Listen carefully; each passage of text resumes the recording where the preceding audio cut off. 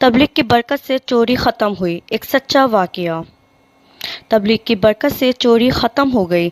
इसी तरह जब मैं सर्विस में था तो एक सरकारी मीटिंग कोयटा में हुई जिसमें शरीक हुआ। कोयटा में ही वापडा के शेफ को मिला तो इसने दिन की मेहनत की बरकत बताई। इसने बताया कि इसके पास पाकिस्तान का सबसे बड़ा तेल का ज़ख़ीरा है जिसका वो इंचार्ज है। चौकीदार इसकी रखवाली करते हैं और रात को चोरों के साथ मिलकर तेल चोरी करवाते हैं।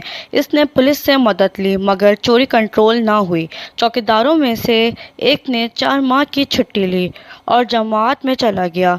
जब वो वक्त पूरा करके आया तो मुझे इत्तला मिली कि ये चौकीदार चोरों के साथ अब नहीं मिलता और चौथाई चोरी ख़त्म हो गई।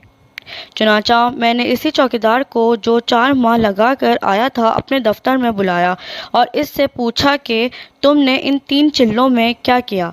इसने बताया कि 4 माह तक हम अल्लाह ताला और अल्लाह